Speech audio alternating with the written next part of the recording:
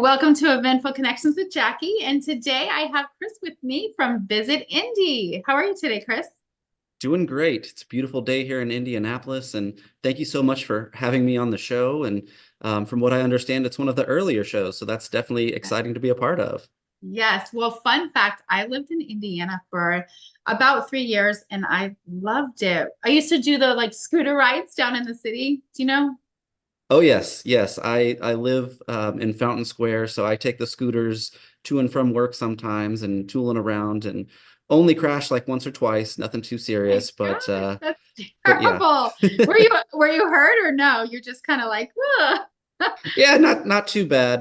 Once I kind of bottomed out on a curb and then got Really? back up, and it was more pride that was hurt than anything. Yes, yeah, I do. I do get that. I do understand that. Oh my gosh, that's terrible. Well, I'm glad that you're okay.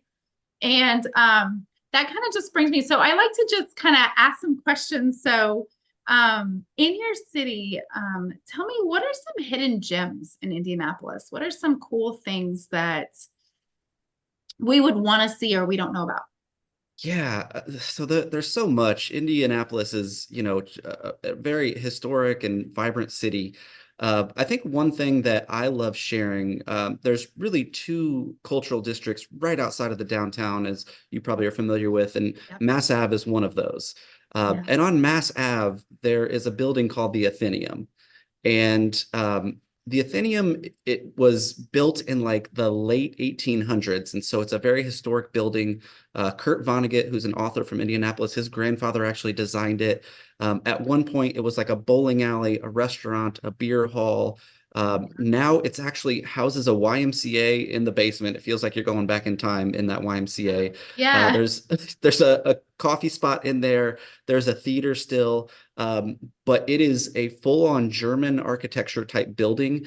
And so they still have an like very authentic German restaurant inside. And then outside is a huge beer Mm. garden with a stage with live music, especially in the summer. It's Wow. awesome. They do like a Christmas market in the wintertime.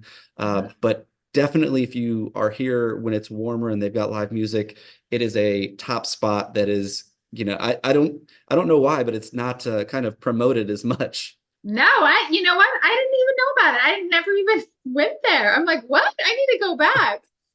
Well, That yeah, sounds when amazing. we get you back in, we'll take you to the beer garden. Yes. Yes, let's do that. I love a good beer. No, that's awesome. What about like unusual landmarks? Is there anything that like, it's just something either historic or something that, you don't see in another city? So kind of like the Athenaeum, another building that really is very historic, but has a lot more going on than meets the eye. So in kind of that other cultural district, Fountain Square, there is the Fountain Square Theater building. And from the outside, it looks like kind of an old theater, and there is still kind of a theater aspect to it. There's like swing dancing during the week, and you can host events and stuff there. But there's also an Italian restaurant on the ground floor, and that's kind of on the surface level. But once you kind of get inside, there is old school duck pin bowling, and like these lanes and the balls are still the same from like 100 years ago. The Oh, balls are fun. just beat up, the lanes are beat up, but it feels like you're going back to like the 1920s. Oh my And gosh, so then fun. on top of the building in the summer months, it's called the rooftop garden. And so that has one of probably my top three favorite views of the city. It looks right downtown, and I'm a sucker for rooftop bars. Yes. So it's one of my favorite spots. And then probably the secret, the most unusual part is, and I'm sorry if I'm giving secrets away here, but you kind of head like you're going towards the bathroom and follow this little hallway all the way back. And what looks like an exit door with an exit sign is actually the entrance into a speakeasy. Oh, And wow.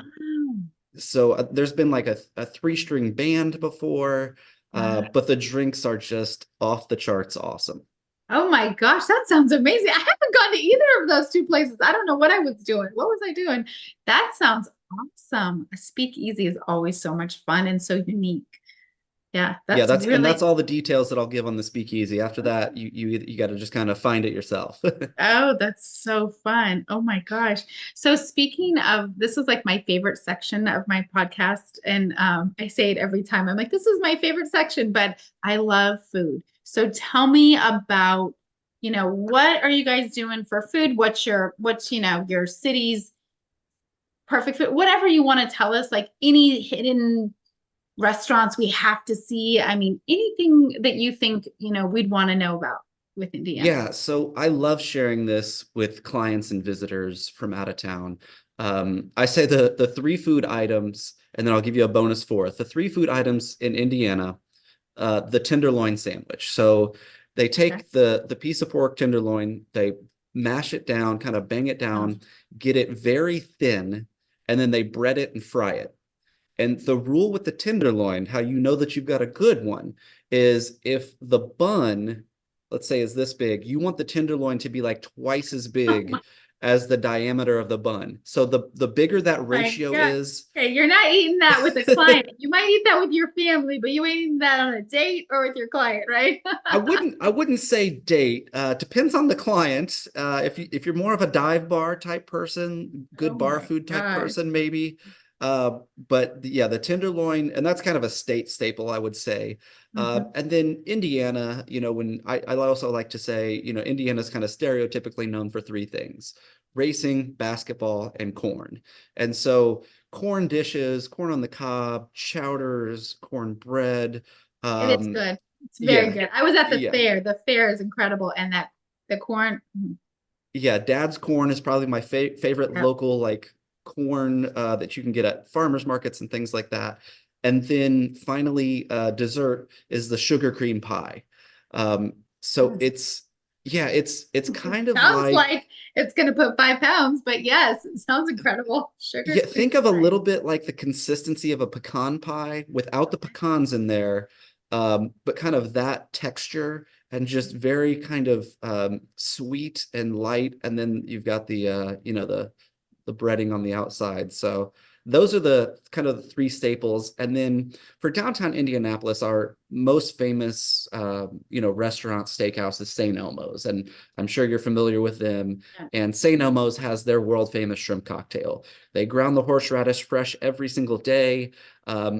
A popular spot when we bring in clients, especially for the first time, to try this. There is no shame in some tears coming down the face, and Yeah. it will definitely clean up the sinuses. Yay. I love horseradish. No, that's so awesome. That sounds amazing. Yes, I do love St. Elmo's. It's Yeah. very, very good. Oh my gosh. So, what about festivals? Festivals are all the rage right now. Many different cities are putting on many different either festivals or events or kind of like walking things. What is Indiana known for? So, we are an event city for sure. So we have all kinds, kind of throughout the year. Two that are kind of my personal favorites. I live in that Fountain Square area, and kind of along the cultural trail, there's a park area back there where they have an Italian fest every year. It's like 3 days long, live music. It's Oh, put on wow. kind of by one of the local churches. Just everyone walks and just has a great time. You kind of get tickets for food, so you can go around and get the traditional homemade Italian food, Wow. desserts, and all that good stuff. And then there's another one at a park called Spades Park, and it's called the Festival of Lanterns, or Feast of Lanterns, I'm sorry. And so Yeah. they hang up all these lanterns throughout the trees. Again, live music, lots of vendors, food trucks, art, and things like that. And then once it kind of starts to get dark, everything just kind of illuminates and it just looks amazing. They kind of shut down the street. Wow. So those two are definitely a little bit more low key, that, maybe people wouldn't know about, aside from things like, the Big Ten and Gen Con and stuff like that. Absolutely. So speaking of bring people to your city, how many people would really fit? Like as if I was going to bring a group in or a meeting, what's your ideal like meeting space? How many hotels? Like, big groups, little groups. I mean, I know as a meeting planner, you guys are a big convention city. But as a CVB, what's your ideal? Yeah, I mean, it varies. Like I said, we're an event city, and we can do, events as large as kind of 80,000 people. We've got things like FFA and Gen Con that just take over the city and the surrounding areas as well. But then, stuff like sports events are a little bit more concentrated downtown. So it kind of depends on the exhibits and things like that. We've got a little over 5,500 connected hotel rooms from Wow. Skywalk connections to the convention center, Lucas Oil Stadium, and then about 10,000 that are all within walking distance. And so the downtown is very much like a campus feel when you kind of get Yeah. numbers, I would say, even 20,000 plus, you're kind of taking over the city, so to speak. And then we also have a new Hilton Signia that's going to come online somewhere in about the 2026. And that will really help us be able to layer business a little bit better in our convention center. Not those city-wides that take over everything, but those really just large ones where one can kind of be there living while the other one is moving in or out, which will kind of add a 50,000 square foot ballroom as well. Oh, that's So we'll awesome. kind of have two ballrooms at the Yeah, convention center. The JW will have one as well. So it'll really kind of help us, layer business a little bit better. that sounds amazing. Yeah, this items, either something you have done or something your CVB team wants to do or something you personally want to do in Indiana, in Indianapolis that you're like, you have to do this or I really want to do this. What would you say? Yeah, this is probably the easiest question I would say Oh, of good. the interview. I mentioned Indiana's known for three things, and so racing, I think, is especially Yes. on the world stage, is what people think of. The month of May in Indianapolis starts off with our mini marathon, and ends Memorial Day weekend with the Indy 500. So the Indy 500 is definitely that bucket list item. It is the largest single day sporting event in the world. Um, the 2016, the 100th anniversary or running, I'm sorry, um, had between 400 and 500,000 people. And so especially as event people, to Wow. be Yeah. at something of that magnitude is just wild. And so there's races and practices and qualifications all throughout the month. And so it's just an amazing time to be in the city, to have an event in the city, and then it's capped off with the race. Friday is carb day, carburation day. And there's typically live music it's kind of rock music that day. Saturday is a little bit more the country music day. Yeah. And Yeah. then Yeah. on Sunday is race day. But the oval itself is 2.5 miles long.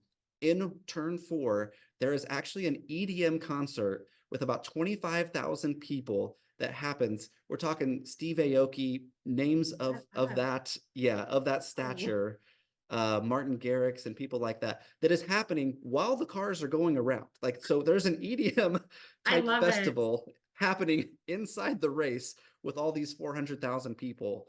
And then, of course, the winner at the end of the race, gets on the winner's podium and drinks the milk to signify kind of the culmination of the month. That is amazing. So you know what? I never went to one. I was in Indy for 3 years, but I was over the COVID period, and so Oh, you yeah. know how it goes. And so, but I was like, I told my husband, I'm like, we have to get into this. And now, I never really watched the cars, just to confess. Um, You and but many others. I know, but one time I was hosting an event and Dale Earnhardt or whatever was gonna supposedly sign a couple autographs, and I was like, I don't even know who this guy is. Literally like 15,000 people showed up, and I was like, what the heck? Like, oh my gosh. And then being in Indiana, you get a soft spot for it. You're like, oh my gosh, this is so fun. And I do regret. So that is an incredible bucket list Yeah, item. And it's on my bucket list. I want to do it now that you've said it. yeah, it's truly amazing. There's no judgment when you see people at the Indy 500. It's very crazy. But the cars themselves like truly go 220 plus. And I mean, it is breathtaking when you kind of see those Amazing. cars for the Hmm. first time. That's so amazing. No, thank you so much, Chris, for being on with us today. I really appreciate you taking out time and I'm excited to get back to Indy and I just really appreciate you being on our podcast and thank you all for joining.